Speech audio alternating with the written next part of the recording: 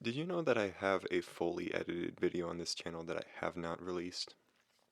There's a good reason for that. It's because I already edited it and I already released it once before, and then only realized after about 3 or 4 hours of editing that I couldn't release this video because I had already done those things. So yeah, getting over it part 4, I I made a whole nother edit of that. I cut out like 12 minutes and I thought it was just like a pretty good edit, but I can't release it now because I already released Getting Over It Part 4. Hey. Yeah, anyway, hi. Hello. I'm back. I wanted to use the mic again. I was getting antsy not using it after a while, and I really like hearing my own voice, so I had to meet that quota for myself. But yeah, hello. I had a topic. I do have a topic. So, um I want to talk about like reality, like the place we're in right now, the physical space that we call reality. Um, oh, whoa, man, what am I saying? What am I saying? What am I saying? What am I saying? Reality. Okay, I'm having trouble focusing on reality right now, and um, I want to talk about this because about like a week ago ish, I was in the middle of a trip in another country, a missions trip to a magical place called Ecuador, which is this small country above Peru, where uh, and Peru is in South America, by the way. Ecuador is in South America. That's where that is. Um, it's a cool country. Uh, it's very green, and the people are really cool. The people I met, at least. There are a lot of people in Ecuador that I did not meet, but the ones that I met were very cool. This missions trip was to a small community along the Onzole River. This community is called Santo Domingo de Onzole. Pretty cool. And we traveled to that place. It was like we landed in Quito, and then we did like an hour drive to Otavalo, and then we did a 6 hour bus ride to Esmeraldas, which I still don't know if that's a province or a city, but it's like a place, and we went there. And then we went on to the Onzole River, and we were there for, it was like a 2 hour canoe ride. And then we got to the community, and that's where we were for most of the time. And there are there are so many things I could talk about with this experience, like so much. It was really cool. I learned a lot about myself, about the world, about my relationships with other people, about what I want in life, about how my background has shaped the way that I view life, and how that's limited me in some ways. And I feel like I've just gained so much from it. I could do like 10 more of these videos just talking about Ecuador. But today I just wanted to focus in on one small idea, which I think is very relevant to us here in the Western world, where we have a lot of things that we just kind of accept are part of our reality, and we don't realize the ways that they affect the way that we view reality. And one of those things is tangibility. That's like the key idea that I'd like to focus on. Um, but the specific way I'm thinking about it is just how much time we spend on things that are not tangible. I'm currently in my room, which is a physical location. That's my desk. I'm recording a video into a webcam, which is also a physical thing. I can look at the webcam and see that it is, in fact, right there. Whoop. But I'm recording it onto something that is not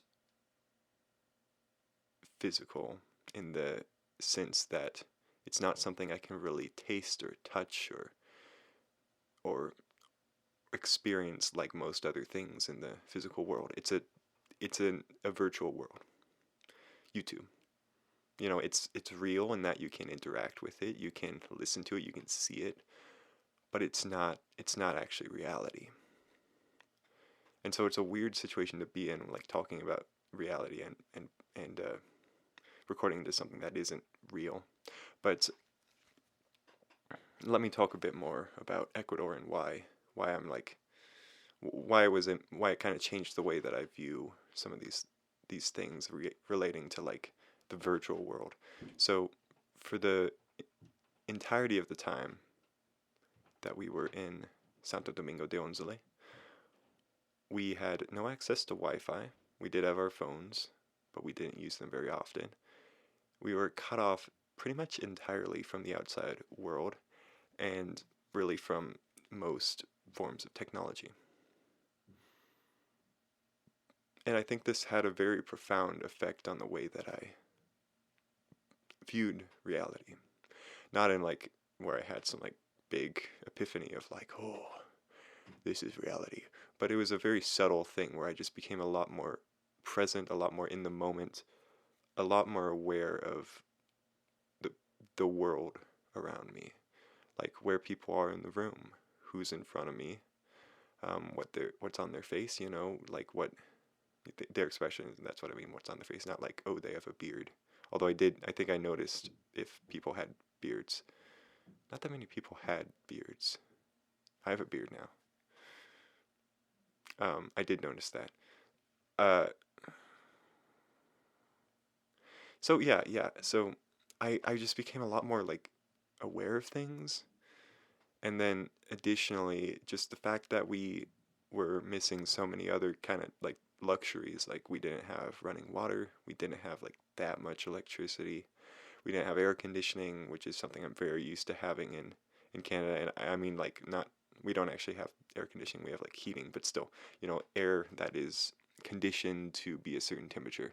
In Santo Domingo de Onzale and really a lot of Ecuador, like all of Ecuador that I experienced, no one has air conditioning of any kind. Um, and then also just the environment in a weird way felt way more like visceral, I guess. Both because it was more humid, which means you can feel the air on your skin, but it was like harsher with like hot air and mud everywhere that's getting on your clothing, and you're sweating and you feel your skin all the time because it's muggy. It's you got like 2 layers of sunscreen on and bug spray and all this stuff. I was just experiencing a lot more sensation from the physical world than I normally do, and I think that connected me more with it in a weird way. And now and another element of this is I think I became a lot more socially aware, where I'm noticing people around me. I'm going and sitting next to people and I'm talking with them. How are you doing? And this is very different from how I normally behave when I'm like at home. I enter the door, I say, "Hey, roommate, how's it going?" And then he responds and he asks me, and I'm like, "Oh, I'm doing well." And then I head to my room, and that's where I spend the rest of the day. That's hyperbole, just a little bit, like, but it's there's a lot of truth to it, I think. And being in Ecuador made me realize that that isn't the way that things could be. I could be way more connected to reality. I could be way more aware of the people around me. Um, and I didn't even realize any of this was happening until I got back. And it was a very strange experience because, we did the whole trip, and you're with like the same 10 people, like 14 people, I think it was. Yeah, yeah, 14 people. You're with the same 14 people for 10 days straight. And then once you get back, suddenly you have to part. You have to go back to your homes and all that. And when that happened, it was a weird feeling. It felt like a tearing sensation, like something that was united was being torn apart. And it took me a while to really understand that, but I think what and the reason that it felt so kind of bad, like just not a great feeling, is because when we were in Ecuador. There's 14 people, and at all times I pretty much could tell you where they were. Like if I didn't see them, okay, they're probably in their room, or they're in the bathroom, or they're, right around the corner, or they're hanging out outside somewhere close. I was very much aware of where everyone was, and it was kind of this like very small world. But once I returned and everyone parted, suddenly I don't know where they are. I don't know what they're doing. I don't know that they're okay. I don't, well, they're probably okay, but I don't, in my mind, they just become this blur, this ambiguous thing. It's like quantum theory where if you don't observe it, it splits into a billion different possibilities. That's how it is. And so in a weird way, they become less real to me. And it just felt really, really, I don't even know. It's just sad. Like, man, I'm never going to be able to have this form of connection with these people ever again, probably. Not like this way. And so that was painful. But then this weird feeling continued, this feeling of being like extra connected to reality and extra present. When I went to my classes the following day, I got on the bus. I said, "Thank you, sir," to the guy, which is more than I normally say, the bus driver. And then I sat down and I felt super aware of the people sitting next to me and around me, more than I ever had before. I just kind of realized, like, wow, we're all here. We're present in this moment. We could be talking to each other. We could be doing that, but we're not. We're all in the same moment, but none of us are really present in that moment. Even though we're all on the bus, we're not really on the bus. Like, most of us, and myself included, if I'm on the bus, I'll sit there and I'll be reading a book or something. But oftentimes I'll have my headphones in, or I'll be doing something on my phone, or I'll be doing any number of other things that connect me to something that is not the moment right in front of me. Even reading, like, even though it's one of the more grounding things, it's still a form of escapism. And what I realized as I was sitting there is that all of us there were engaged in some sort of escapism, except for maybe me as I was observing this. And that was a really sad feeling. We could be connected, but we're not. We choose not to be. We choose to separate ourselves from reality, and I feel like there's so much we could gain if we were more willing to talk and just connect. I felt alone on the bus in a weird way, or, well, not quite alone, but really, really sad. And then I went to class, and even then it's like, I just felt this weird sense of like isolation. Like, there are people here, but they're all on their computers. No one really feels real. I mean, they feel real if I really sit down and think about it, but it didn't feel right.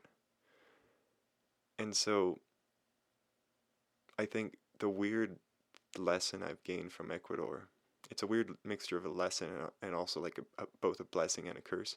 The blessing and the curse is that I feel way more connected to reality, and I think it's a very grounding feeling, like a deep, immensely grounding feeling, and I feel like it's really healthy. But the curse side of that is no one else really seems to feel that, and so that makes me on my own. And I think the lesson is maybe we don't have to treat every little moment of downtime or lack of responsibilities as a moment to escape. It's okay to just sit there and exist and open yourself up to the opportunity for connection with people. I mean, connection is really the reason we're here. I would say it's the most important thing, to connect with your fellow human being and form relationships and get to know people. That's the most rewarding thing I think it's possible to do in this world. But we give up so many opportunities to do it, especially here in Canada. Oh man, Canadian politeness in my eyes is just Canadian unwillingness to engage. I'm just gonna say that. I think we're way less engaged than we could be, or that we should be.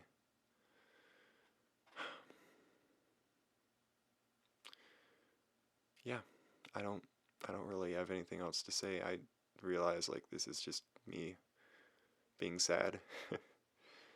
um, but yeah, I mean, I guess I just I want to keep having this sense, because I feel like it is healthy, but I don't know, how do I make other people feel that too? I don't have an answer to that question. I don't know. But I guess one thing, it really is super healthy to just sit and reflect sometimes. That's what Ecuador gave me many opportunities to do. Just sit there and think. Sometimes journal, sometimes take out my phone and write stuff down. And I did write a lot down because it was a lot to write about. And I'm a writer. But even just sitting there and thinking, that was great. Being on the bus, looking out the window, just thinking about what happened, what has happened here in Santo Domingo or wherever we went, that was amazing. Because when you do that, you give yourself space to absorb your experiences and find the lessons in them, and think of ways that you can apply it and change yourself, and that allows you to grow and improve and just become a better person. I the thing I loved about the Ecuador trip is that we had about 2 days after we'd spent time in Santo Domingo just kind of hanging out, doing some stuff, but a lot of just hanging out, giving ourselves time to reflect on what had happened. And that was so healthy. I even now I've been really busy since I got back, but those moments on the bus are, or any other moments where I'm sitting there, are super great, because that's how I've been able to synthesize these thoughts, these ways that I'm viewing reality now that I'm back. That's where these things have come from. And if I didn't stop to think about it and mull it over and use my whole brain power, present in the moment, to do that, I wouldn't I wouldn't know how to respond to these things. Not how to respond, but just what to think. And still, I don't fully know what to think. I have a lot of questions, but I feel like I understand what's going on, and that's great. So please, just we we tend, I think, in the Western world to treat any open space on our calendar as an opportunity to do something, to get some new experience, or relax, or entertain ourselves. It's always we always want to fill that space with something interesting, I guess. But there's a lot of value in just leaving those spaces open to see what happens, because a lot of unexpected stuff can happen. But also, even if something doesn't really like directly happen, you've had a great time to reflect and think. There's never a disadvantage to giving yourself an extra half hour, or even an hour if possible, of time in your schedule that doesn't have anything going on. That's great. So much can happen in that time. So yeah, that's kind of all I got to say. Um, for entering this having no idea what to say, I guess I said quite a lot. Cool. I love this mic. I'm going to say that like every time I record a video. It's just such a fun mic. I love the fact that I can hear my own voice, and I said that aloud. I think I already said that, actually. It's fun to hear your own voice. I don't know why, but it's nice. Okay, alright. that's it. I'm not going to spend like a whole half hour talking about the fact that I have nothing else to say. Um, I think I will probably not be making any more gameplay videos on this channel. I think I'm going to transition it a lot more towards this sort of just casual chit chat, whatever's going on in my life. And the videos I think are going to be like super inconsistent as well. This one was a long video, 20 minutes. That's crazy. How do I have that much to talk about? I don't know. Wait, no, I know exactly why I have that much to talk about, because I'm a communications major. That's why. I could talk for an infinite amount of time. Unfortunately, I have an opportunity to do that here, and that's not great, but at least I can maybe use it as an opportunity to help you learn something. I suspect most of you probably haven't been to Ecuador, so, hopefully, if things work out, I'll be able to share a lot more about Ecuador and other lessons I've learned through that. And I think that would be really valuable. Because not everyone gets a chance to take a 2 hour canoe ride into the middle of the jungle and spend time with kids and stuff. Okay, alright, that's it. Goodbye. Oh, bump that.